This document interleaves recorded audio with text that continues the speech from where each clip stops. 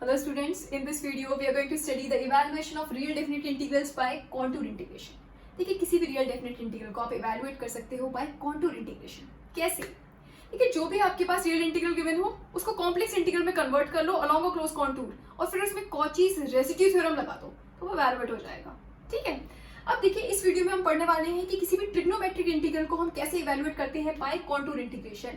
Means evaluation of integrals of the type integral 0 to 2 pi phi cos theta sin theta d theta. यहाँ पर जो phi cos theta sin theta होगा वो function होगा, मतलब rational function given होगा cos theta और sin theta का. ठीक है. तो अब ऐसे इंटीग्रल्स को हम कैसे इवैल्यूएट करते हैं बाय कॉन्टूर इंटीग्रेशन, ये हम पढ़ने वाले हैं इस वीडियो में. ठीक है.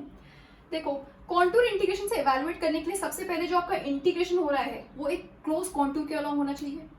दूसरी चीज यहाँ पर जो आपका फंक्शन होगा वो z का फंक्शन होना चाहिए, कॉम्प्लेक्स फंक्शन होना चाहिए ना, तभी तो आप contour integration means contour integration से उसको इवैल्यूएट कर पाओगे. यहाँ पर जो फंक्शन है, यहाँ पर जो अभी फंक्शन है वो क्या है, phi cos theta sin theta theta का फंक्शन है. ठीक. और इंटीग्रेशन हो रहा है थीटा के रिस्पेक्ट में. ठीक. अगर हमें कॉन्टूर इंटीग्रेशन से इवैल्यूएट करना है तो पहली चीज जो इंटीग्रल होना चाहिए वो अलोंग अ क्लोज कॉन्टूर होना चाहिए. दूसरी चीज यहाँ पर जो फंक्शन होना चाहिए वो z का फंक्शन होना चाहिए. तीसरी चीज जो इंटीग्रेशन होना चाहिए वो इंटीग्रेशन होगा z के रिस्पेक्ट में, फंक्शन होगा z का और इंटीग्रेशन हो रहा होगा z के रिस्पेक्ट में और इंटीग्रल होगा अलोंग अ क्लोज कॉन्टूर, तभी तो कॉन्टूर इंटीग्रेशन से इवैल्यूएट करेंगे. ठीक. तो इसको हम कैसे कन्वर्ट करते हैं किसी कॉम्प्लेक्स इंटीग्रल में और किस तरह से हम कॉन्टूर डिफाइन करते हैं वो हमें पढ़ना है. ठीक. देखिए ऐसे इंटीग्रल्स को इवैल्यूएट करने के लिए जो हम क्लोज कॉन्टूर डिफाइन करते हैं वो हम हमेशा यूनिट सर्कल लेते हैं. Means integration round the unit circle. Trigonometric integral को आप जब भी इवैल्यूएट करोगे कॉन्टूर इंटीग्रेशन से तो जो आप कॉन्टूर लोगे वो हमेशा यूनिट सर्कल लोगे. यूनिट सर्कल का मतलब क्या है, circle with centre at origin and radius 1, यही मतलब हुआ.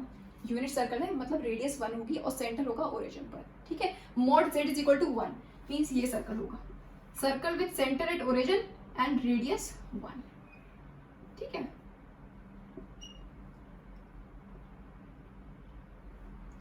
तो ऐसे इंटीग्रल को जब भी आप complex integral means contour integral में जब भी आप इसको कन्वर्ट करोगे तो जो आप कॉन्टूर लोगे वो हमेशा यूनिट सर्कल लोगे, means circle with centre at origin and radius 1. ठीक. Mod z is equal to 1. इसको हम लिख सकते हैं z is equal to e की पावर i थीटा. अब देखो ये डिफाइन हो गया कि जो आपको कॉन्टूर लेना है वो क्या लेना है, यूनिट सर्कल लेना है. ठीक. अब हम इसको कन्वर्ट करेंगे, इसको आपको z का फंक्शन बनाना पड़ेगा ना, और यहाँ पर d थीटा की जगह क्या लाना पड़ेगा, dz मींस इंटीग्रेशन होना चाहिए z के रिस्पेक्ट में और यहाँ फंक्शन होना चाहिए z का. तो अब यहाँ पर z का फंक्शन कैसे लाएंगे, देखो mod z is equal to 1 है, इसका मतलब लिख सकते हैं z is equal to e की पावर i थीटा.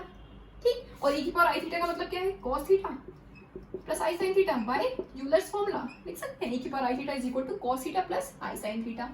अगर z इनवर्स लिखें तो क्या हो जाएगा, e की पावर माइनस i थीटा, और e की पावर माइनस आई थीटा को हम यूलर्स फॉर्मूले से क्या लिख सकते हैं, cos theta minus i sin theta. ठीक. अब इन दोनों इक्वेशंस को सॉल्व करके आप cos थीटा और sin थीटा की वैल्यू निकाल सकते हो. देखो अगर इन दोनों इक्वेशंस को आप ऐड कर दोगे तो आपको cos थीटा मिल जाएगा और अगर सब्ट्रैक्ट कर दोगे तो sin थीटा मिल जाएगा. ठीक है. तो सबसे पहले इसको ऐड कर दे रहे हैं तो हमें cos थीटा मिल जाएगा. देखो जब ऐड करोगे तो आपको क्या मिलेगा, z plus z inverse is equal to e की power i theta plus e की power minus i theta. z plus z जब इन दोनों को ऐड करोगे तो क्या मिलेगा, z प्लस z इनवर्स और यहाँ से क्या मिलेगा, e की power i theta plus e की पावर माइनस i थीटा. इन दोनों को जब ऐड करोगे तो क्या मिलेगा, देखो i sin theta minus i sin theta ये तो कैंसिल हो जाएगा क्योंकि यहाँ पर पॉजिटिव है यहाँ पर नेगेटिव है. cos theta plus cos theta क्या हो जाएगा, 2 cos थीटा. ठीक है. और यहाँ से cos थीटा को क्या लिख सकते हैं, cos theta is equal to 1/2 z plus 1/z. देखो क्या मिला, z plus z inverse is equal to 2 cos theta. यहाँ से हम cos थीटा निकाल सकते हैं, cos theta is equal to क्या हो जाएगा, 1/2 z प्लस z इनवर्स और z इनवर्स को हम लिख सकते हैं 1/z. तो क्या मिल गया, cos theta is equal to 1/2 z plus 1/z. ठीक. और अगर एक्सपोनेंशियल फॉर्म में लिखें तो क्या लिख सकते हैं, e की power i theta plus e की power minus i theta upon 2 लिख सकते हैं. e की power i theta plus e की power minus i theta is equal to 2 cos theta मिला है ना, तो cos theta is equal to क्या हो जाएगा, e की power i theta plus e की power minus i theta upon 2. Means cos theta को अगर आप कॉम्प्लेक्स नंबर की फॉर्म में लिखोगे तब आप लिख सकते हो 1/2 z प्लस 1/z और अगर एक्सपोनेंशियल फॉर्म में लिखोगे तो लिख सकते हो e की power i theta plus e की power minus i theta upon 2. तो ये वैसे भी आपको पता है कि अगर cos थीटा को आप एक्सपोनेंशियल फॉर्म में लिखते हो तो क्या लिख सकते हो, e की power i theta plus e की power minus i theta upon 2. ठीक है. सिमिलरली अब इन दोनों इक्वेशन को सब्ट्रैक्ट कर दो, मींस सेकंड वाली इक्वेशन को फर्स्ट वाली इक्वेशन में से सब्ट्रैक्ट कर दो तो आपको sin थीटा मिल जाएगा. देखो z minus z inverse is equal to क्या हो जाएगा, ई की पावर आई थीटा माइनस ई की पावर माइनस आई थीटा, ठीक है। और cos theta minus cos theta ये कैंसिल हो जाएगा, यहाँ से मिलेगा i sine theta minus minus i sine theta, तो माइनस माइनस पॉजिटिव हो जाएगा, क्या मिलेगा 2i साइन थीटा, ठीक 2i साइन थीटा।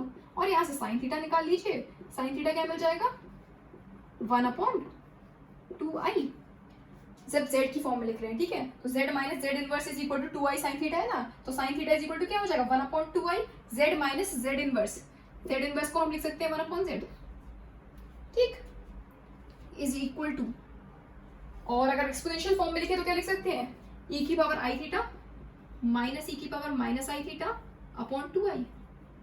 और ये वैसे भी आपको पता है कि अगर हम साइन थीटा को एक्सपोनेंशियल फॉर्म में लिखते हैं तो क्या मिलता है आपको e की पावर आई थीटा माइनस ई की power minus i theta upon 2i, ठीक है। तो अगर साइन थीटा को आप कॉम्प्लेक्स नंबर की फॉर्म में लिखोगे मींस z की फॉर्म में लिखोगे तो लिख सकते हो 1/2i z माइनस 1/z, और अगर एक्सपोनेंशियल फॉर्म में लिखना चाहो तो आप लिख सकते हो e की पावर आई थीटा माइनस ई की power minus i theta upon 2i, ठीक है। अब देखो हमें cos थीटा की जगह भी रिप्लेसमेंट मिल गया यहाँ पर z की फॉर्म में, और साइन थीटा की जगह भी मिल गया, ठीक। अब ये वैल्यूज उठाकर हम यहाँ पर पुट कर देंगे, और इंटीग्रल भी कॉन्टूर भी, इंटीग्रल के लिए हमने कॉन्टूर भी डिफाइन कर लिया है, वो क्या है यूनिट सर्कल है, ठीक।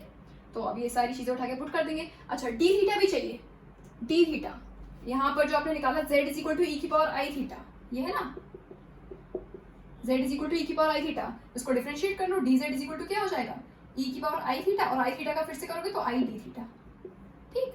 तो d theta is equal to D Z upon i, देखो d theta is equal to मिलेगा डी जेड अपॉन ई की पावर आई ई की पावर आई थीटा, ये मिलेगा, ठीक है। और यहाँ पर आप तो जेड में कन्वर्ट कर रहे हो मींस ई की पावर आई थीटा को फिर से जेड में लिखना पड़ेगा, तो ई की पावर आई थीटा को हम क्या लिख सकते हैं जेड, ठीक। तो डी थीटा क्या हो जाएगा डी जेड अपॉन आई जेड, देखो यहाँ से जब डी थीटा निकालोगे तो मिलेगा d theta is equal to D Z upon आई ई की पावर आई थीटा, ठीक। और पूरा फंक्शन आपको किस में लिखना है जेड में लिखना है, इसका मतलब आई जो ये आप ई की पावर आई थीटा है, ई की पावर आई थीटा को आप क्या लिख सकते हो जेड, तो ये हो जाएगा d Z upon I Z, ठीक है।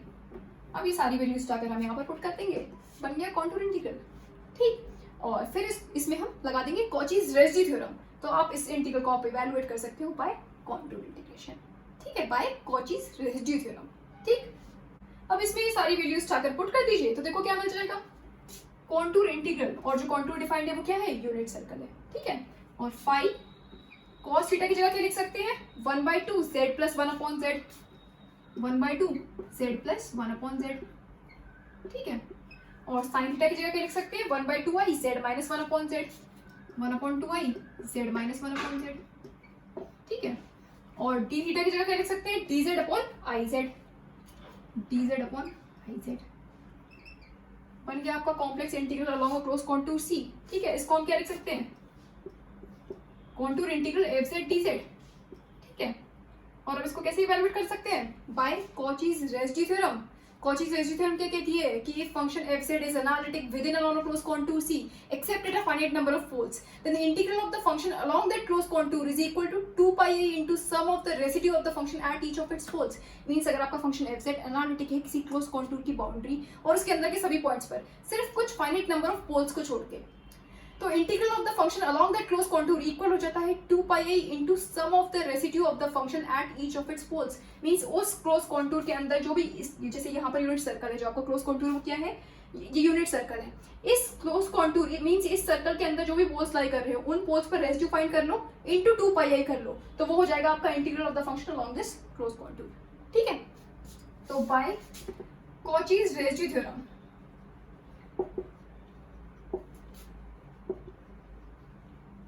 क्या लिख सकते हैं integral contour integral F Z D z is equal to क्या हो जाएगा 2πi into summation r, where summation r is the sum of the residue of the function at each of its poles which lies inside c, which lies inside the circle, fine, ठीक है। तो किसी भी trigonometric integral को हम evaluate कर सकते हैं by Cauchy's residue theorem means by contour integration, ठीक है। इस तरह से पहले जो भी आपका ट्रिग्नोमेट्रिक फंक्शन है उसको आप कन्वर्ट करोगे कॉम्प्लेक्स इंटीग्रल में मींस कॉन्टूर इंटीग्रल में इवैल्यूएट करोगे। जो आपका फंक्शन होना चाहिए वो z का होना चाहिए, और जो इंटीग्रेशन होना चाहिए वो अलोंग अ क्लोज कॉन्टूर होना चाहिए, और इंटीग्रेशन होना चाहिए विद रिस्पेक्ट z। तो इस तरह से हम कन्वर्ट कर लेते हैं कि जहां पर आपको cos थीटा मिल रहा हो वहां पर 1/2z प्लस 1/z पुट कर दो, जहां sin थीटा मिल रहा हो वहां पर 1/2iz माइनस 1/z पुट कर दो, ठीक है। और d थीटा की जगह dz/iz पुट कर लेते हैं। और क्लोज कॉन्टूर जो आप लोगे वो हमेशा यूनिट सर्कल ही लोगे जब भी आपको ट्रिग्नोमेट्रिक इंटीग्रल मिलेगा। जहां पर भी आपको ट्रिग्नोमेट्रिक इंटीग्रल को इवैल्यूएट करना हो कॉन्टूर इंटीग्रेशन से, तो जो आप कॉन्टूर लोगे वो हमेशा यूनिट सर्कल लोगे,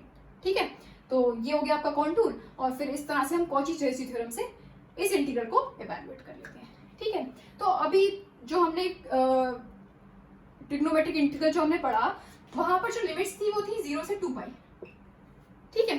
तो जरूरी है जो लिमिट्स होनी चाहिए वो 0 से 2 पाई हो सकता है लिमिट्स इस तरह से गिवन हो 0 to पाई। अगर 0 से पाई गिवन है तो आप उसको कन्वर्ट कर लोगे 0 से 2 पाई में, ठीक है। या फिर हो सकता है लिमिट इस तरह से गिवन हो -पाई to पाई, ठीक। तो हो सकता है 0 to पाई गिवन हो सकता है -पाई to पाई गिवन हो सकता है डायरेक्टली 0 to पाई गिवन हो। अगर इस तरह से भी गिवन है कि 0 से 2 पाई है लिमिट्स या -पाई to पाई है, तो पहले आप उसको कन्वर्ट करोगे 0 से 2 पाई में, ठीक है। उसके बाद आप ये रिप्लेसमेंट कर दोगे cos थीटा की जगह दिस एंड sin थीटा की जगह दिस, d थीटा की जगह dz/iz, ठीक है। इस तरह से हम उसको कन्वर्ट कर लेंगे और लिमिट्स पहले आप कन्वर्ट कर लोगे 0 से 2 पाई में, ठीक है। उसके बाद हम उसे कॉची-रेसी थ्योरम से इवैल्यूएट कर लेंगे, ठीक है। तो इस पर बेस्ड क्वेश्चंस करेंगे जिससे आपको एक कंसेप्ट और भी क्लियर होगा कि किस तरह से लगाना है क्वेश्चंस में, ठीक है। तो let's start with the first question. So the first question is prove that integral 0 to 2 pi d theta upon a plus b cos theta is equal to 2 pi upon under root a square minus b square for a is greater than b and b is greater than 0। Means इस integral को आपको evaluate करना है bye contour integration, और ये evaluate करके लाना है 2 pi upon under root a square minus b square, ठीक है। तो करते हैं इसको। we have integral 0 to 2 pi 1 upon a plus b cos theta d theta। अभी मैंने बताया था कि किसी भी ट्रिग्नोमेट्रिक इंटीग्रल को हम complex integral along a close contour कैसे डिफाइन करते हैं। जो आप क्लोज कॉन्टूर लेते हो वो क्या लेते हो, unit circle, where C denotes the unit circle. जो आप कॉन्टूर लोगे वो हमेशा क्या लोगे, यूनिट सर्कल लोगे। जब आप ट्रिग्नोमेट्रिक इंटीग्रल को complex integral along a close contour define करोगे तो जो आप कॉन्टूर लेते हो इंटीग्रेशन के लिए वो हमेशा आप यूनिट सर्कल लोगे, ठीक है। mod z is equal to 1, ठीक।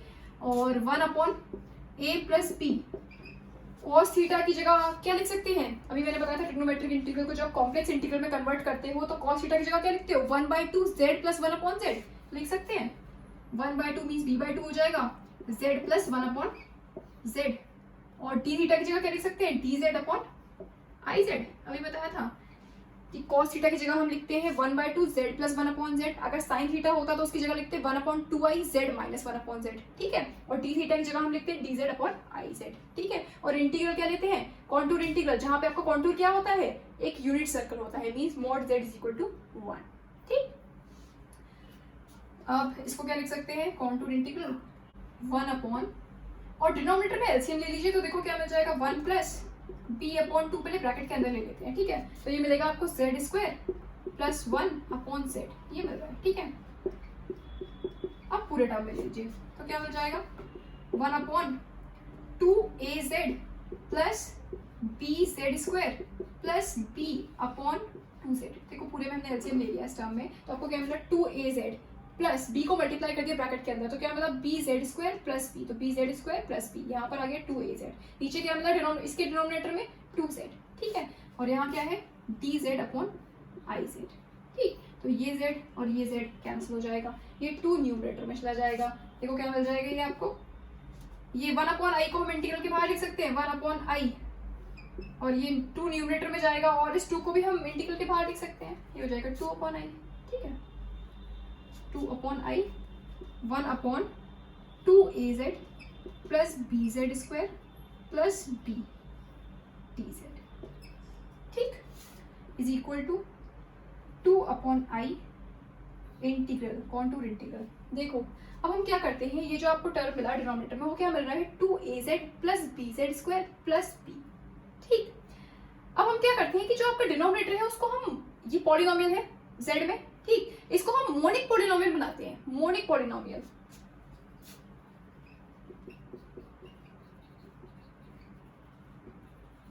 ठीक। ये पॉलिनोमियल इन z है, इसको हम मोनिक पॉलिनोमियल बनाते हैं। मोनिक पॉलिनोमियल का मतलब क्या है, ऐसा पॉलिनोमियल जिसमें जो हाईएस्ट डिग्री टर्म हो उसका कोफिशिएंट आपको 1 मिलना चाहिए, उस पॉलिनोमियल को हम बोलते हैं मोनिक पॉलिनोमियल, ठीक है। modic polynomial is a polynomial in which the coefficient of the highest degree term is 1। तो यहाँ पर हाईएस्ट टर्म क्या है, जेड स्क्वायर, इसका कोफिशिएंट 1 होना चाहिए। अगर इसका कोफिशिएंट 1 हो जाएगा तब हम इसको बोलेंगे मोडिक पॉलिनोमियल, ठीक। तो यहाँ पर इसका कोफिशिएंट क्या है, b है, मींस b को आप कॉमन ले लीजिए, तो जेड स्क्वायर का कोफिशिएंट क्या हो जाएगा 1, तो ये बन जाएगा मोडिक पॉलिनोमियल, ठीक है। तो जो भी आपको डिनोमिनेटर में टर्म मिलता है पहले आप उसको मोडिक पॉलिनोमियल बनाते हो, फिर आगे सॉल्व करेंगे, ठीक। तो यहाँ पर देखो, यहाँ पर b को आप कॉमन ले लीजिए, मींस यहाँ आ जाएगा b, ठीक। ये क्या हो जाएगा 1 अपॉन जेड स्क्वायर को मैं पहले लिख ले रही हूँ, ठीक है, जेड स्क्वायर प्लस b को आपने कॉमन ले लिया तो ये हो जाएगा 2a upon b Z plus 1। देखो जब b को कॉमन लोगे यहाँ क्या आएगा 2a बाई b, तो means 2a by b Z, यहाँ पर b अपॉन b मीन्स 1, तो ये हो गया 1, ठीक। अब ये आपका कॉम्प्लेक्स इंटीग्रल बन गया along cross contour c, means जो आपका फंक्शन है वो z का फंक्शन है और इंटीग्रेशन भी हो रहा है z के रिस्पेक्ट में और क्लोज कॉन्टूर भी हमने डिफाइन कर दिया, ठीक है। अब हम इसको कैसे सॉल्व कर सकते हैं, बाय कॉचीज रेसिड्यू थ्योरम। ये क्या हो गया आपका फंक्शन हो गया ना f z d z, ठीक है। अब हम इस पे लगा सकते हैं कॉचीज रेसिड्यू थ्योरम और इसको हम इवैल्यूएट कर सकते हैं, ठीक है। देखते हैं कैसे, और इसको हम लिख सकते हैं contour integral f z d z, z का फंक्शन बन गया ना, ठीक है। तो हमने इसको लिख दिया f z d z, where f z क्या है यहाँ पर 2 अपॉन आई बी और 1 upon Z square plus 2a upon b z plus 1, ठीक। और वो आप इस इंटीग्रल को इवैल्यूएट कर सकते हो बाय कॉचीज रेसिड्यू थ्योरम, ठीक है, बाय कॉचीज रेसिड्यू थ्योरम। क्या कहती है कॉचीज रेसिड्यू थ्योरम कि अगर आपका फंक्शन एनालिटिक है within and on a closed contour C except at a finite number of poles, then integral of the function along this closed contour is equal to 2 pi a into sum of the residue of the function at each of its poles। ये होती है आपकी Cauchy residue theorem. इसका मतलब integral of the function along the closed contour C, और यहाँ पर contour क्या है, यूनिट सर्कल है, ठीक है, इज इक्वल टू क्या लिख सकते हैं 2 pi i into summation r, ठीक। अच्छा, अब ये summation r means residue find करने के लिए हमें क्या करना पड़ेगा, जो आपका फंक्शन है उस फंक्शन के लिए पोल डिटरमाइन करने पड़ेंगे। फिर उन पोल्स पर जो पोल्स हमारे यूनिट सर्कल के अंदर लाई कर रहे होंगे, मींस हमारे कॉन्टूर ऑफ इंटीग्रल के अंदर लाई कर रहे होंगे जो भी पोल्स, उन पोल्स पर हम रेसिड्यू फाइंड करेंगे, उनका सम कर देंगे इनटू 2 पाई कर देंगे, तो आपको ये मिल जाएगा integral of the function along the close contour c, means ये इंटीग्रल आपको मिल जाएगा, ठीक है। तो करते हैं, ये जो आपका फंक्शन है इसके लिए आपको पोल्स डिटरमाइन करने हैं, मींस इसके लिए जो आपका डिनोमिनेटर है उसको 0 से इक्वेट कर दो। पोल्स कैसे डिटरमाइन करते हैं, जो भी आपका गिवन फंक्शन है उसमें डिनोमिनेटर को 0 से इक्वेट कर दो तो आपको पोल्स मिल जाते हैं, मींस वो पॉइंट मिल जाते हैं जिस पर आपका फंक्शन एनालिटिक नहीं है, ठीक है। तो poles are given by, denominator को 0 से इक्वेट कर दीजिए, क्या मिल जाएगा Z square plus 2a upon b z plus 1 is equal to 0। Quadratic equation है, रूट्स फाइंड कर लीजिए। क्या कैसे निकालते हैं, minus B plus minus under root B square minus 4ac upon 2 ऐसे निकालते हैं। तो यहाँ पर b क्या है 2a अपॉन बी है, तो means minus 2a upon B plus minus B square means 4a square upon b square और माइनस 4ac मीन्स क्या हो जाएगा 4, ठीक है, और अपॉन में 2a मीन्स 2 आ जाएगा, ठीक है।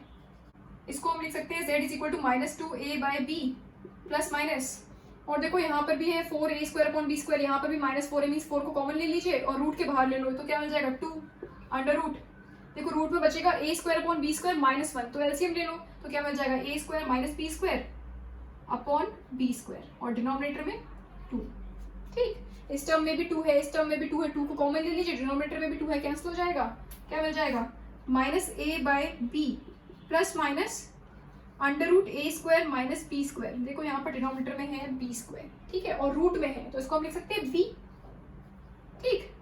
तो ये मिल गया आपको minus a upon B plus minus under root a square minus B square upon b, ठीक है।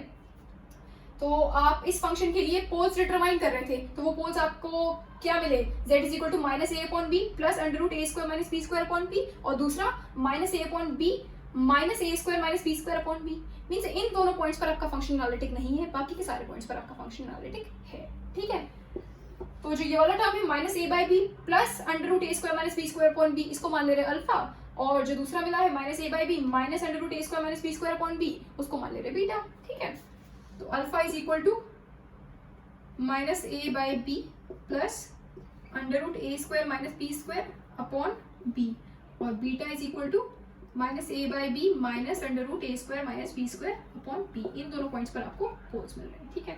अब हमें क्या करना पड़ेगा कि इन दोनों पोल्स पर हम रेजिड्यू डिटरमाइन करेंगे, तभी तो कॉची-ट्रेज़ थ्योरम लगाएंगे। ये जो आपको पोल्स मिले हैं इन पोल्स पर हम रेजिड्यू फाइंड करेंगे, ठीक है।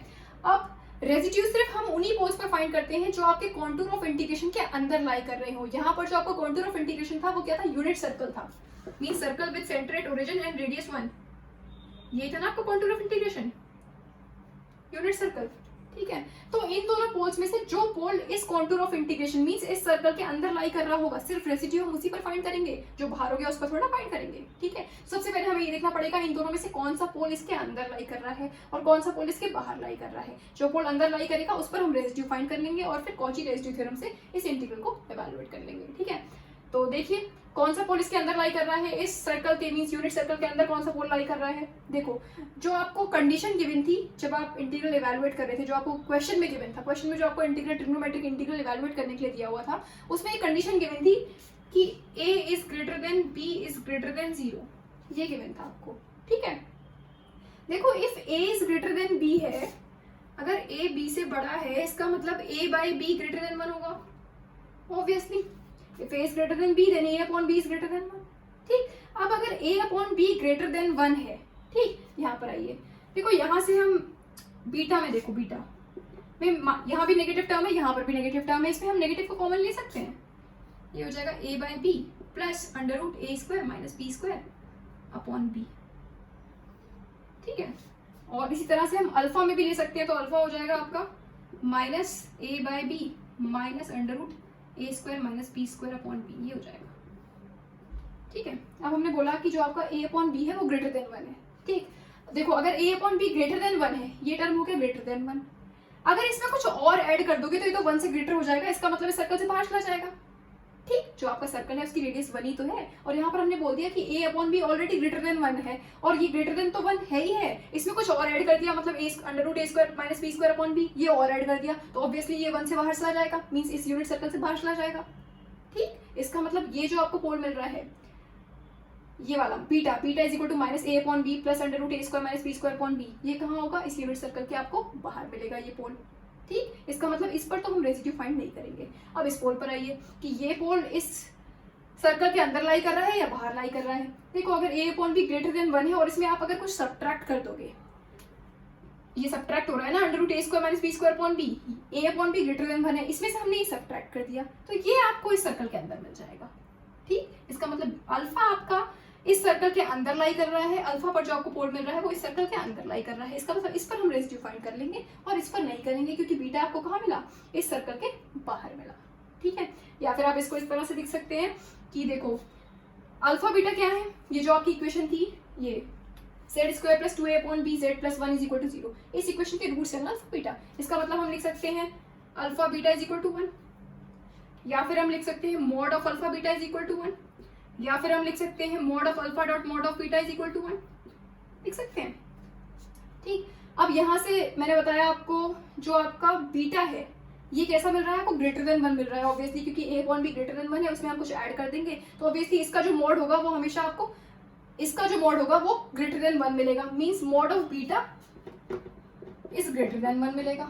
अगर मॉड ऑफ यहाँ पर क्या आया, mod of alpha dot mod of beta is equal to 1 और mod of beta is greater than 1, इसका मतलब mod of alpha is less than 1 होगा, क्योंकि mod of alpha dot mod of beta 1 है ना, और अगर mod of beta greater than 1 है इसका मतलब mod of alpha obviously less than 1 ही रहा होगा, ठीक। तो मॉड ऑफ बीटा अगर ग्रेटर देन 1 है, क्योंकि यहाँ पर क्या हुआ a upon b greater than 1 है, इसका मतलब इसमें कुछ ऐड कर दिया और इसका मॉड ले लिया तो ऑब्वियसली ये ग्रेटर देन 1 हो गया, ठीक। तो mod of beta greater than 1 है और मॉड ऑफ बीटा अगर ग्रेटर देन 1 है तो ऑब्वियसली जो आपका मॉड ऑफ अल्फा है वो लेस देन 1 होगा क्योंकि इनका प्रोडक्ट है 1, ठीक। तो mod of beta is greater than 1, therefore mod of alpha is less than 1 और mod of alpha is less than 1, इसका मतलब अल्फा लाइज, अल्फा पर जो आपको पोल मिल रहा है वो इस यूनिट सर्कल के अंदर मिल रहा है, alpha lies in this unit circle, ठीक है। तो सिर्फ हम अल्फा पर डिटरमाइन करेंगे रेसिड्यू, मींस अल्फा पर फाइंड करेंगे हम रेसिड्यू और फिर हम लगाएंगे कॉचीज रेसिड्यू थ्योरम, ठीक है।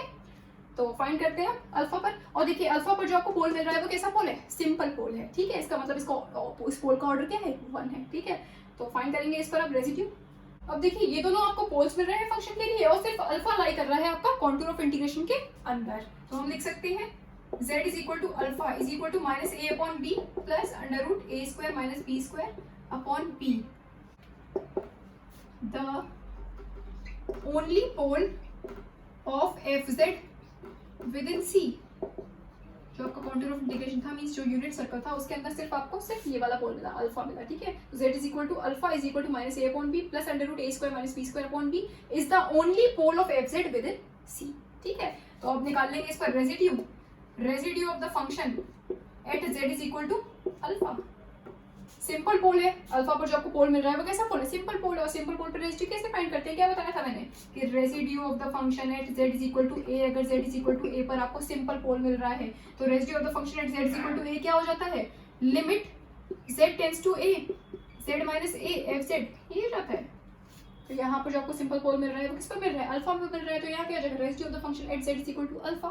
ठीक, तो ये क्या हो जाएगा, limit z tends to alpha z minus alpha fz, और फंक्शन पुट कर दीजिए limit z tends to alpha z minus alpha 2 upon I B z minus alpha z minus beta, क्योंकि ये जो आपकी इक्वेशन थी डिनोमिनेटर में उसमें उसके जो हमने रूट्स निकाले थे वो हमें क्या मिलते हैं, अल्फा बीटा मिलते हैं. ठीक है, उसको हम लिख सकते हैं z minus alpha z minus beta. ठीक, तो ये हो गया आपका function 2 upon I B z minus alpha z minus beta. अब देखो z माइनस अल्फा कैंसिल, क्या बचा, limit z tends to alpha 2 upon I B z minus beta. तो ये क्या मिल जाएगा आपको, 2 अपॉन आई बी और अल्फा माइनस बीटा. ठीक, तो 2 अपॉन आई बी और अल्फा क्या है, अल्फा ये है minus a upon B plus under root a square minus b square upon b.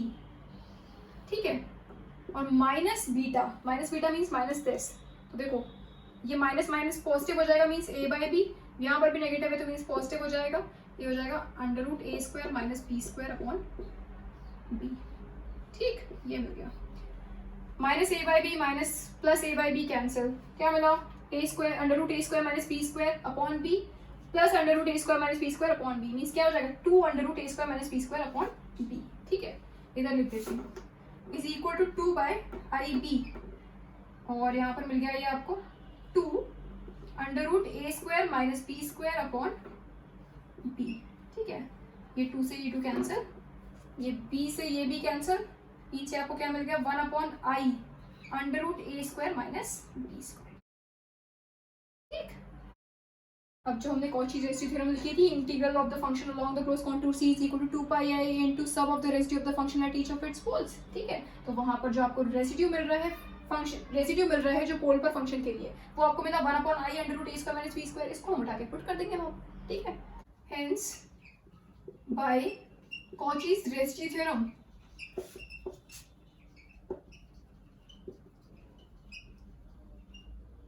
Integral of the function along the close contour c is equal to 2 pi i summation r अभी बताया था.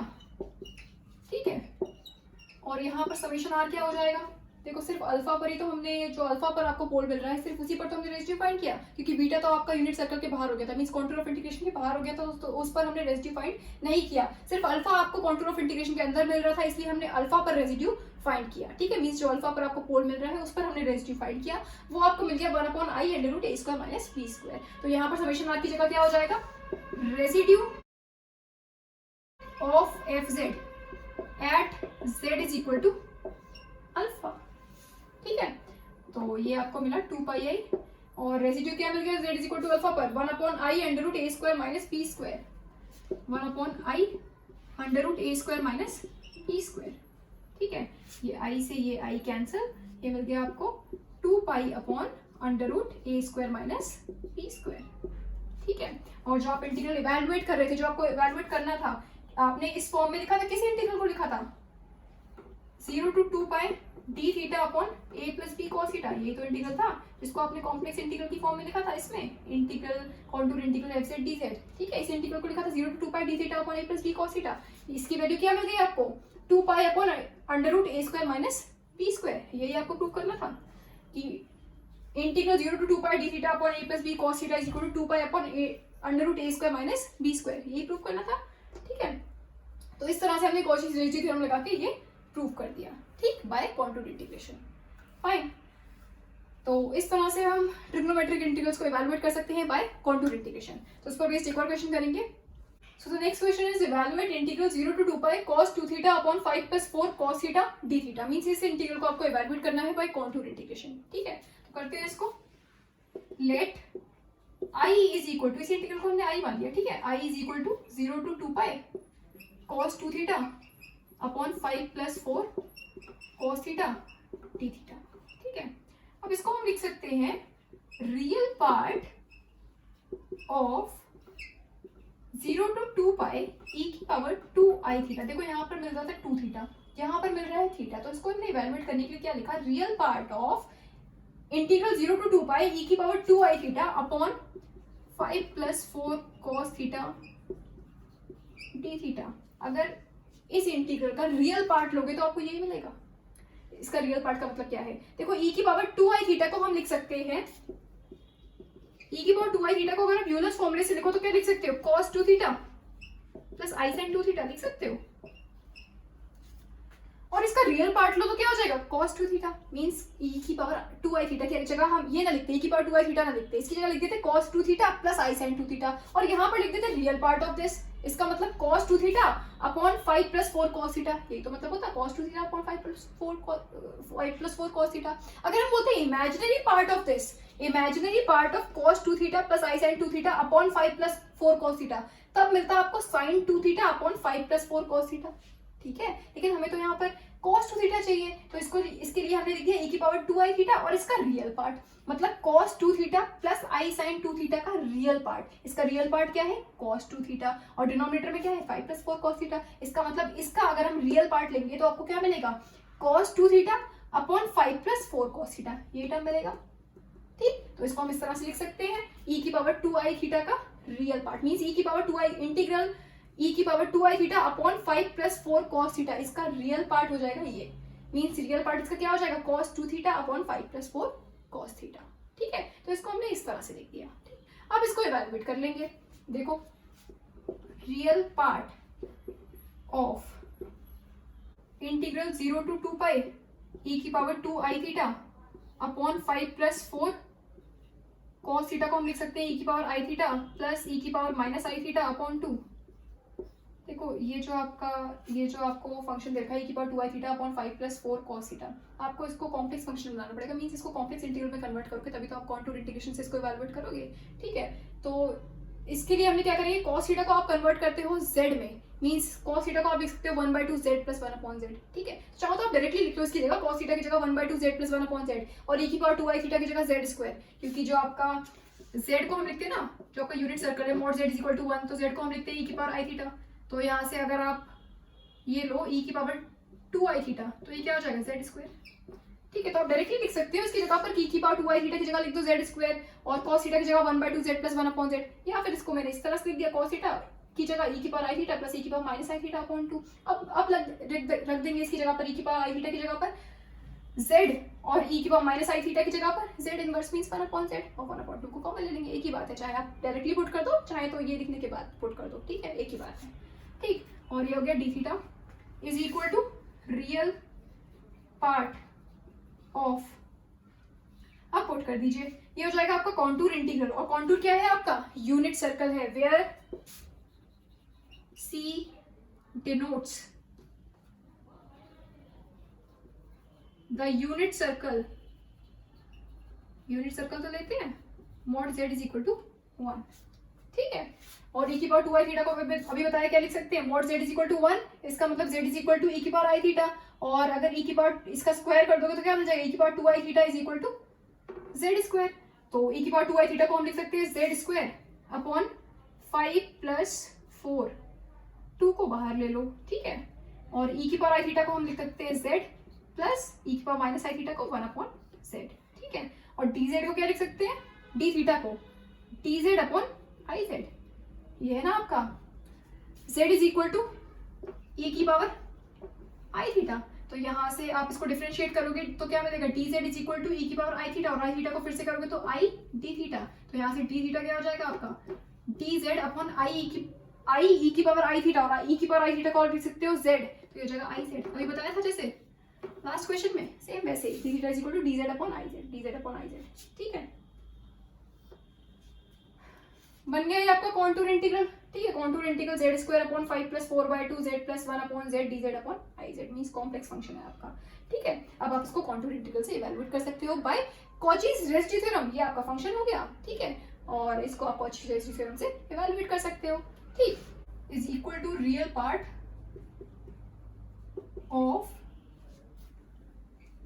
Contour integral Z square upon 5 plus 2, और यहाँ जो bracket के अंदर LCM ले लीजिए तो क्या मिल जाएगा, Z square plus 1 upon Z D Z upon I Z, ठीक है।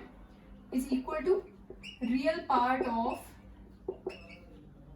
कॉन्टूर इंटीग्रल, अब पूरे टर्म में एलसीएम ले लीजिए तो क्या मिल जाएगा, जेड स्क्वायर अपॉन ये हो जाएगा 5z प्लस 2 को मल्टीप्लाई कर लो ब्रैकेट के अंदर तो क्या मिल जाएगा, 2z square plus 2 upon z D Z upon I Z, तो ये z से ये z कैंसिल, ये मिल गया आपको real part of contour integral Z square upon, देखो ये 1 अपॉन आई को हम बाहर ले सकते हैं, 1 अपॉन आई यहाँ से मिल रहा है ना, 1 अपॉन आई, इसको हमने इंटीग्रल के बाहर लिखिए 1 अपॉन आई, और ये हो गया Z square upon 5z plus 2z square plus 2dz, ठीक है। और अभी मैंने लास्ट क्वेश्चन बताया था कि आप इसको कैसे इवैल्यूएट करोगे। सबसे पहले तो आपको जो फंक्शन है उसमें जो डिनोमिनेटर है, ये आपको पॉलीनोमियल मिल रहा है ना, इस पॉलीनोमियल को पहले आपको मोनिक पॉलीनोमियल बनाना पड़ेगा। ये पॉलीनोमियल मिल रहा है आपको z में, ठीक है। तो इस पॉलीनोमियल को आपको पहले मोनिक पॉलीनोमियल बनाना पड़ेगा। मोनिक पॉलीनोमियल का मतलब क्या है, ऐसा पॉलीनोमियल जिसमें जो हाईएस्ट डिग्री टर्म उसका कोफिशिएंट 1 होना चाहिए, उसका जो हाईएस्ट टर्म है वो क्या है, z स्क्वायर है, इसका कोफिशिएंट 1 होना चाहिए। यहाँ पर इसका कोफिशिएंट क्या है, 2 है, मींस 2 को कॉमन ले लो पूरे टर्म्स में से, ठीक है। तो ये हो जाएगा आपका रियल पार्ट ऑफ 1 अपॉन 2 को कॉमन ले लोगे तो यहाँ आ जाएगा 1 upon 2i Z square upon, Z square को पहले लिख ले रहे, Z square plus 5/2z plus 1, ठीक है।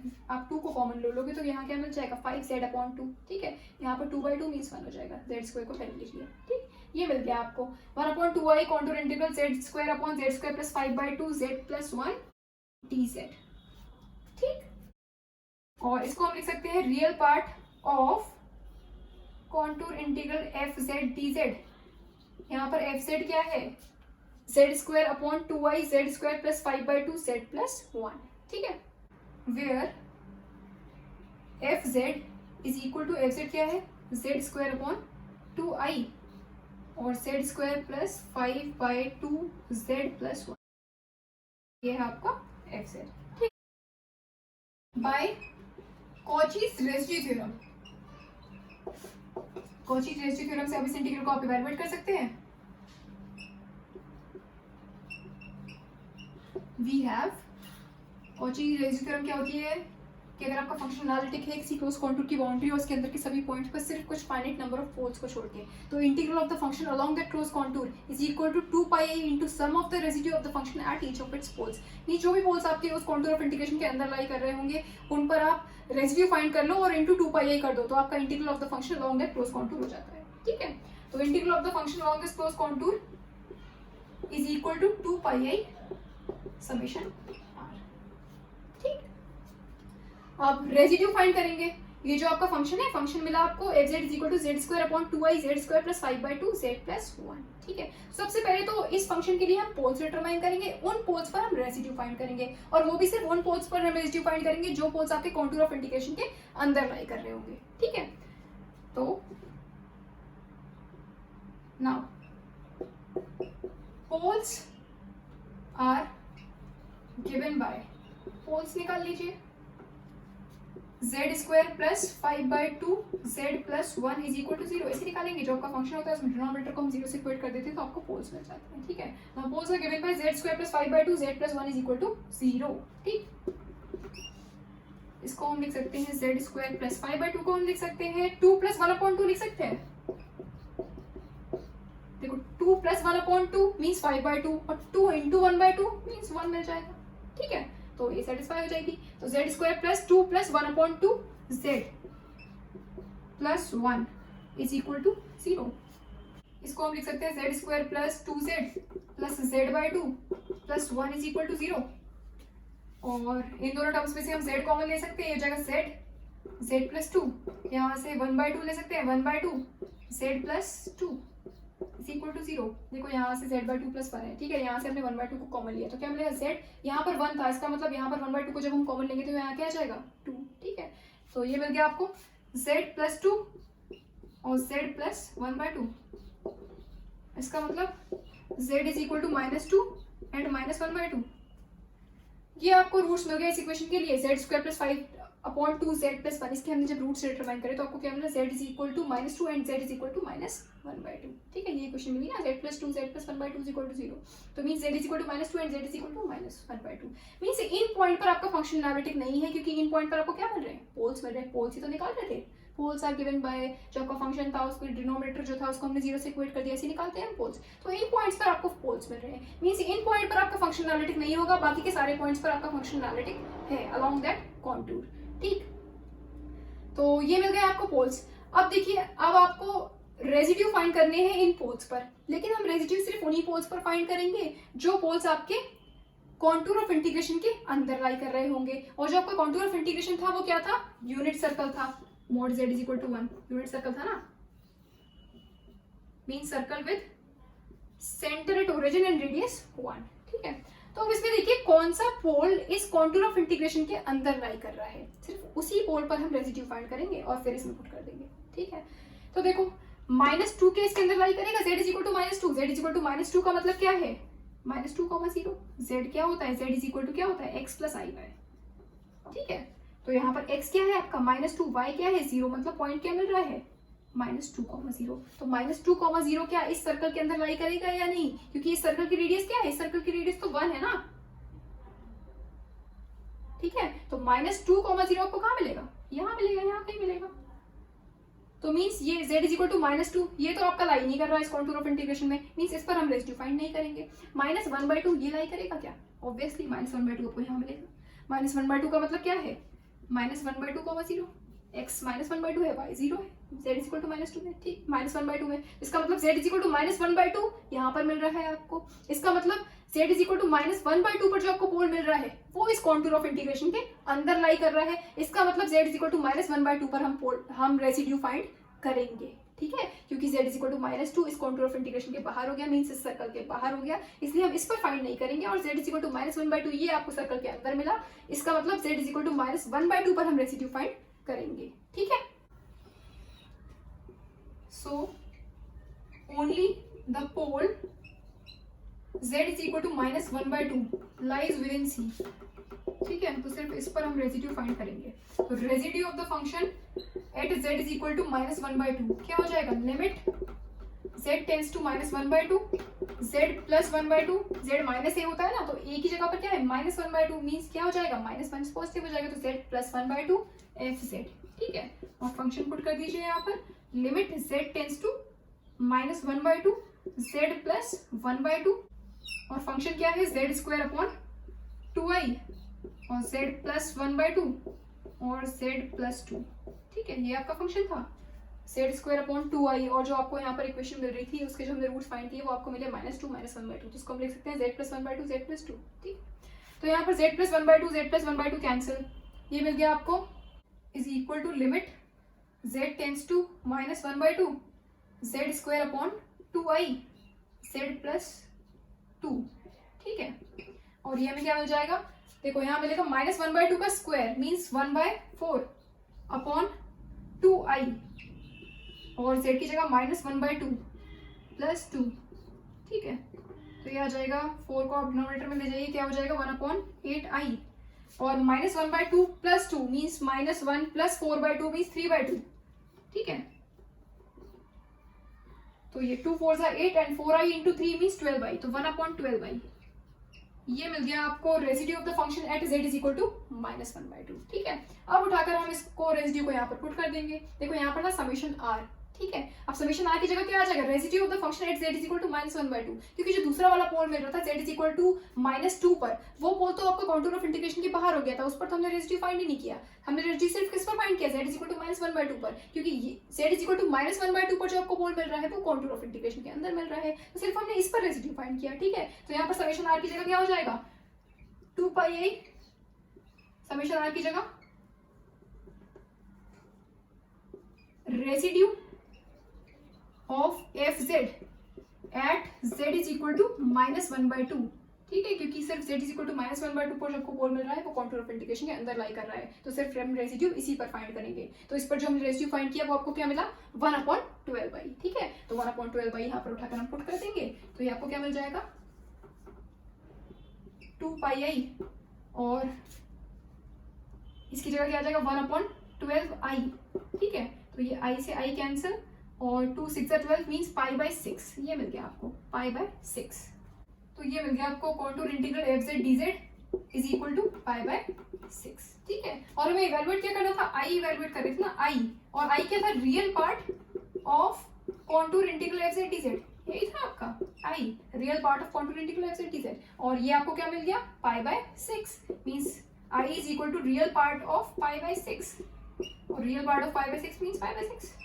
ठीक है, इसमें इमेजिनरी पार्ट तो है ही नहीं, तो मीन्स रियल पार्ट ऑफ π/6 क्या आ जाएगा, π/6। तो आई क्या मिल गया आपको, π/6, मीन्स जो इंटीग्रल आपको इवैल्यूएट करना था क्वेश्चन में, उस इंटीग्रल की वैल्यू आपको क्या मिल गई, π/6। क्या इवैल्यूएट करना था, 0 to 2π cos 2 theta upon 5 + 4 cos theta, ये इवैल्यूएट करना था। ये क्या मिल गया आपको, π/6। ठीक है, इस तरह से किसी भी ट्रिग्नोमेट्रिक इंटीग्रल को हम इवैल्यूएट कर सकते हैं बाय कॉन्टूर इंटीग्रेशन। ठीक है, तो इस पर बेस्ड एक और क्वेश्चन करेंगे। So the next question is evaluate integral 0 to pi a d theta upon a square plus sin square theta। ठीक है, मींस इस इंटीग्रल को आपको इवैल्यूएट करना है बाय कॉन्टूर इंटीग्रेशन। ठीक, तो देखो यहाँ पर जो लिमिट्स है वो है 0 to pi। ठीक, तो पहले तो हम इन लिमिट्स को 0 से 2π कन्वर्ट करेंगे। ठीक है, उसके बाद हम इसको कॉन्टूर इंटीग्रेशन से इवैल्यूएट करेंगे। ठीक है, तो देखो कैसे करेंगे, let i is equal to, इस इंटीग्रल को हमने i मान लिया, i is equal to 0 to pi a d theta upon a square plus sin square theta। ठीक है, is equal to 0 to pi a d theta upon a square plus, देखो sine square theta को हम लिख सकते हैं 1 minus cos 2 theta upon 2, लिख सकते हैं। ठीक है, और यहाँ पर एलसीएम ले लीजिए तो क्या मिल जाएगा, ये 0 to pi, और जब एलसीएम लोगे तो मिलेगा 2a square plus 1 minus cos 2 theta upon 2, तो 2 को हम ऊपर ले जा रहे हैं तो क्या हो जाएगा, मींस न्यूमरेटर में, तो 2a d theta upon 2a square plus 1 minus cos 2 theta, ये मिल गया। देखो एलसीएम लिया तो मिला 2a square plus 1 minus cos 2 theta, और इसके डिनोमिनेटर में मिला 2। ठीक है, तो इस टर्म को 2 को हम न्यूमरेटर में ले जा सकते हैं, क्या हो जाएगा 2a d theta upon 2a square plus 1 minus cos 2 theta. ठीक, अब लगा दो इसमें। अच्छा देखो यहाँ पर मिल रहा है 2 थीटा, तो इसको हम मान ले रहे 5, let 2 theta is equal to 5, तो 2 d थीटा क्या हो जाएगा, d5। ठीक है, ये उठाकर यहाँ पर पुट कर दो, 2a, ठीक है, upon 2a square plus 1 minus cos 2 theta, 2 theta की जगह क्या लिया, 2 थीटा की जगह 5, तो मीन्स cos 5। ठीक है, और टर्म क्या आ रहा है यहाँ पर 5, मतलब अब इंटीग्रेशन किसके रिस्पेक्ट में होगा, 5 के रिस्पेक्ट में। अभी तक हो रहा था इंटीग्रेशन थीटा के रिस्पेक्ट में। ठीक है, अब होगा इंटीग्रेशन 5 के रिस्पेक्ट में, तो यहाँ डी थीटा की जगह हम क्या लिख सकते हैं, d5 अपॉन 2। ठीक है, क्योंकि हमने थीटा को 5 में कन्वर्ट कर लिया। ठीक है, तो डी थीटा क्या आ जाएगा, डी थीटा यहाँ से D theta is equal to d5 upon 2। ठीक, अब देखो इंटीग्रेशन हो रहा है 5 के रिस्पेक्ट में। ठीक, इसका मतलब लिमिट्स किसकी आएंगी, 5 की आएंगी। देखो हमने क्या लेट किया, 2 थीटा इज इक्वल टू 5। अब लिमिट्स देखिए, जब थीटा 0 है तब 5 क्या होगा, 0 ही रहेगा। जब थीटा पाई है तो 5 क्या हो जाएगा, 2π हो जाएगा ना। जब यहाँ पर पाई पुट करोगे तो क्या हो जाएगा, 2π। जब थीटा 0 है तब तो 5 0 ही रहा, लेकिन जब थीटा पाई हो गया तो यहाँ क्या हो गया, 2π, मीन्स 5 इज इक्वल टू 2π, तो यहाँ आ जाएगा 0 to 2π। ये हो गई लिमिट्स, हो गया कन्वर्ट। अब लिमिट्स आ गई ना 0 to 2π। अब आप इसको इवैल्यूएट कर सकते हो बाय कॉन्टूर इंटीग्रेशन। ठीक है, पहले हम इसको कॉम्प्लेक्स इंटीग्रल में कन्वर्ट करेंगे, उसके बाद कॉन्टूर इंटीग्रेशन से इसको इवैल्यूएट कर लेंगे। ठीक है, अब देखो ये 2 से ये 2 कैंसिल हो जाएगा, और ये क्या मिल जाएगा आपको, integral 0 to 2π a upon 2a square plus 1 minus cos 5 को हम क्या लिख सकते हैं, ई की पावर आई फाइव प्लस ई की पावर माइनस आई फाइव अपॉन 2 लिख सकते हैं D theta D five sorry D five. ठीक, देखो cos थीटा होता है तो cos थीटा को हम लिख सकते हैं e की पावर आई थीटा प्लस e की power minus i theta upon 2। तो यहाँ पर cos फाइव था उसको हम लिख सकते हैं e की power I five plus e की पावर माइनस आई फाइव अपॉन 2। ठीक है, तो ये मिल जाएगा आपको 0 से 2 पाई a upon 2a square plus 1 minus 1/2 को कॉमन ले लीजिए 1/2, ये मिल गया e की power I five plus e की पावर माइनस आई फाइव और ये हो गया डी फाइव। ठीक है, अब इसको कन्वर्ट कर लीजिए कॉम्प्लेक्स इंटीग्रल में। ठीक है, ये हो जाएगा आपका contour integral means integration along the contour c, और यहाँ पर कॉन्टूर ऑफ इंटीग्रेशन क्या है यूनिट सर्कल। ठीक है, a upon 2a square plus 1 minus 1/2 e की पावर आई फाइव को क्या लिख सकते हैं हम z प्लस e की पावर माइनस आई फाइव को 1 अपॉन z। ठीक है, और डी फाइव को D Z upon I Z. कैसे, देखो जो हमने कॉन्टूर ऑफ इंटीग्रेशन लिया है वो क्या लिया है यूनिट सर्कल लिया है, यही लेते हैं अभी बताया था। जब आप ट्रिग्नोमेट्रिक इंटीग्रल को कॉन्टूर इंटीग्रेशन में कन्वर्ट करते हैं तो जो आप कॉन्टूर लेते हैं कॉन्टूर ऑफ इंटीग्रेशन लेते हैं वो हमेशा यूनिट सर्कल लेंगे। ठीक है, means mod z is equal to 1। ठीक, mod z is equal to 1 है, इसका मतलब z is equal to e की पावर आई फाइव लिख सकते हैं। देखो हम लिखते हैं mod z is equal to 1 को हम लिख सकते हैं z is equal to e की पावर आई थीटा। ठीक है, यहाँ पर हमने थीटा की जगह फाई लिया है इसलिए हमने यहाँ पर फाई ले लिया। ठीक है, तो z is equal to e की पावर आई फाइव, इसका मतलब अगर z is equal to e की पावर आई फाइव है तो z इनवर्स क्या हो जाएगा e की पावर माइनस आई फाइव। ठीक, तो e की पावर आई फाइव की जगह हमने लिख दिया z और e की पावर माइनस आई फाइव की जगह z इनवर्स मींस 1/z। ठीक है, और यहाँ से आप dz निकालोगे तो क्या हो जाएगा z is equal to e की पावर आई फाइव है means dz is equal to e की पावर आई फाइव और आई फाइव का फिर से करोगे तो i डी फाइव। ठीक है, और यहाँ से डी फाइव क्या मिल जाएगा आपको D five is equal to D Z upon I Z. क्या मिलेगा डी जेड अपॉन आई ई की पावर आई फाइव और आई ई की पावर आई फाइव को हम लिख सकते हैं जेड, तो डी जेड अपॉन आई जेड मिल जाएगा डी फाइव। ठीक है, ये वैल्यूज उठा के हमने पुट कर दी तो क्या मिल गया contour integral a upon 2a square plus 1 minus 1/2 और e की पावर आई फाइव की जगह क्या आ गया z और e की पावर माइनस आई फाइव की जगह 1 अपॉन z, डी फाइव की जगह D Z upon I Z. ठीक है, ये मिल गया आपको। ठीक, अब इसको सॉल्व करेंगे थोड़ा।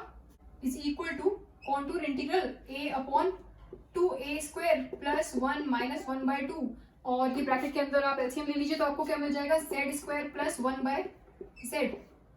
ठीक है, D Z upon I Z. अब पूरे होल टर्म में एलसीएम ले लीजिए डिनोमिनेटर में तो ये क्या मिल जाएगा आपको a contour integral a upon 2a square plus 1 minus अच्छा z भी तो है तो ये हो जाएगा 2z। ठीक है, 2z 2a square plus 1 minus और z स्क्वायर प्लस 1 अपॉन में 2z dz अपॉन iz। ठीक है, ये z से ये z कैंसिल। ठीक, ये 2 न्यूमरेटर में चला जाएगा तो ये हो जाएगा 2a। ठीक, और आप 2a को इंटीग्रल के बाहर लिख सकते हो, ये हो जाएगा 2a अपॉन ये i को भी आप इंटीग्रल के बाहर लिख सकते हो 2a अपॉन i। ये मिल गया 1 upon 2z 2a square plus 1 minus z square minus 1 dz। ठीक है, ये मिल गया। अब हम क्या करते हैं जो आपको डिनोमिनेटर में जो आपको पॉलिनोमियल मिल रहा है z में इसको हम मोनिक पॉलिनोमियल की फॉर्म में लिखते हैं। ठीक है, मोनिक पॉलिनोमियल का मतलब क्या है polynomial in which the coefficient of the highest degree term is 1। Means जो हाईएस्ट मिल रहा हो उसका जो कोफिशिएंट हो वो 1 होना चाहिए, उस पॉलिनोमियल को हम बोलते हैं मोनिक पॉलिनोमियल। यहाँ पर जो हाईएस्ट डिग्री टर्म है वो क्या है z स्क्वायर, लेकिन इसका कोफिशिएंट क्या है यहाँ पर -1 है। ठीक, अब हम क्या करेंगे माइनस कॉमन ले लो तो क्या हो जाएगा इसका कोफिशिएंट 1 हो जाएगा तो ये मोनिक पॉलिनोमियल बन जाएगा।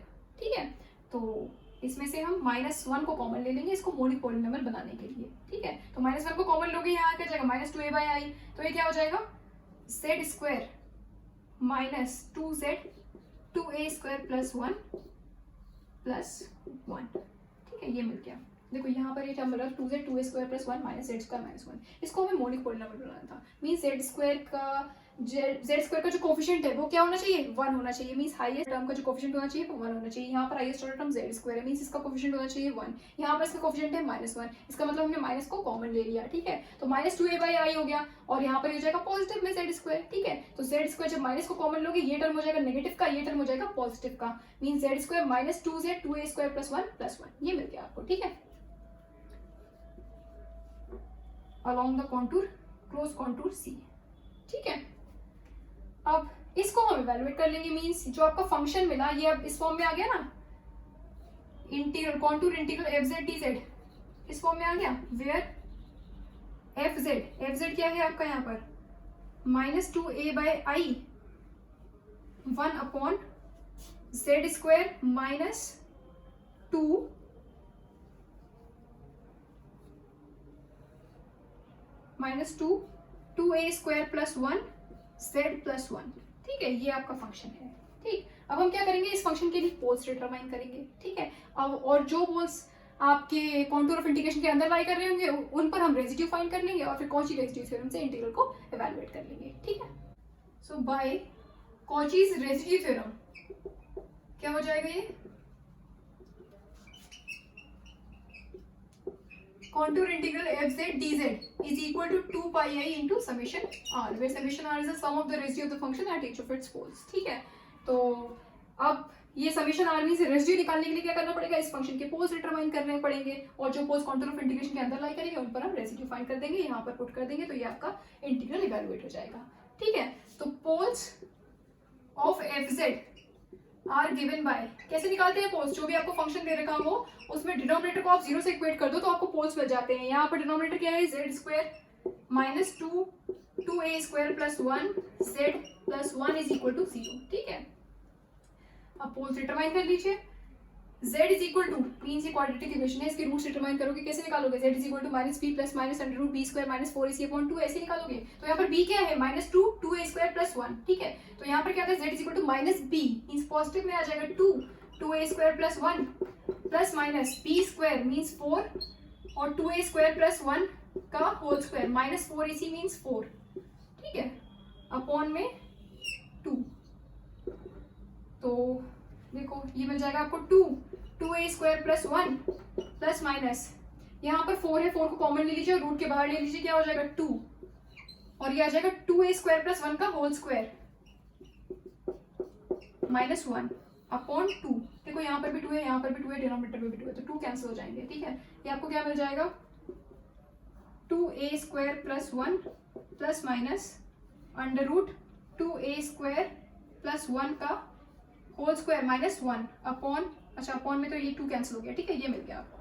ठीक, is equal to 2a square plus 1 plus minus, देखो यहाँ पर मिल रहा है 2a स्क्वायर प्लस 1 का होल स्क्वायर, इसको ओपन कर लो, ये क्या मिल जाएगा 4a की power 4 plus 1 plus 4a square minus 1।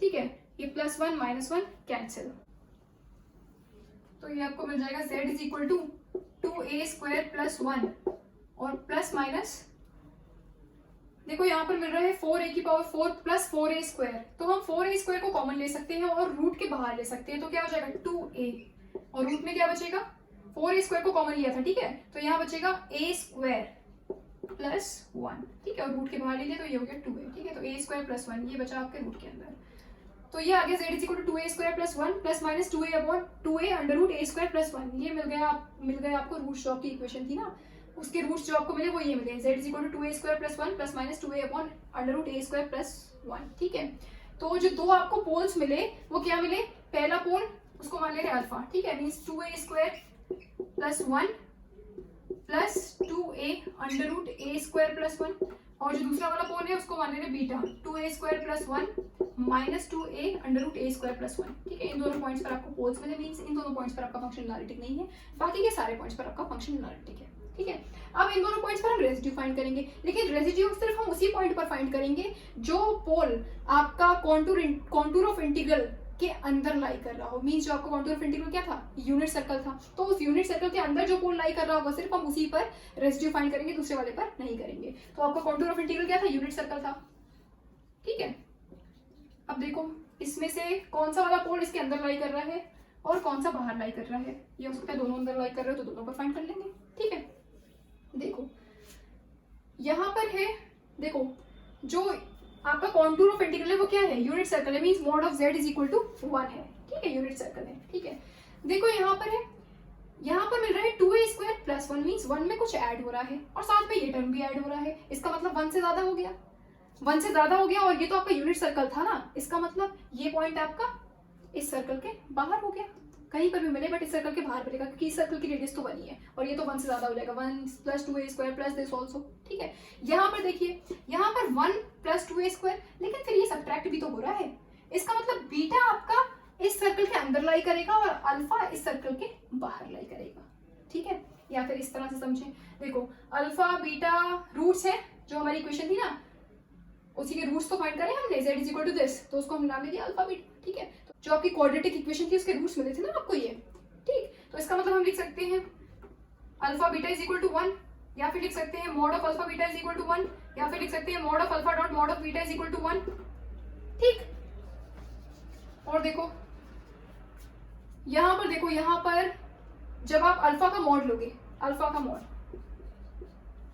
Obviously greater than 1 आएगा, क्योंकि यहाँ पर 1 में कुछ ऐड हो रहा है, फिर यहाँ पर भी कुछ ऐड हो रहा है। इसका मतलब इसका जब मॉड लोगे तो ये ग्रेटर देन 1 मिलेगा।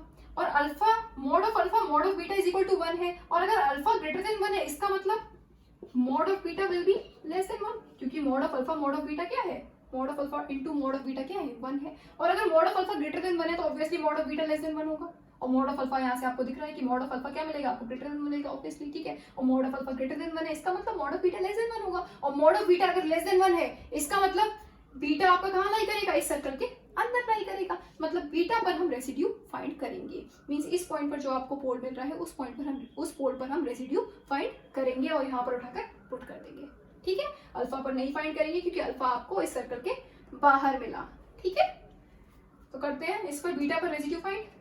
The pole z = beta lies within C। ठीक है, तो सिर्फ इसी पर हम रेसिड्यू फाइंड करेंगे। तो रेसिड्यू कैसे निकालोगे, residue of the function at z = beta, क्योंकि z = बीटा पर जो आपको पोल मिल रहा है वो कैसा पोल है, सिंपल पोल है। तो सिंपल पोल पर हम रेसिड्यू कैसे फाइंड करते हैं, residue of the function z = beta क्या हो जाएगा, ये limit z tends to beta z minus beta fz। ठीक है, और जो आपका फंक्शन था उसको यहाँ पर पुट कर दीजिए, z minus beta z tends to beta z minus beta, और फंक्शन क्या था आपका 2a/i, मींस -2a/i था।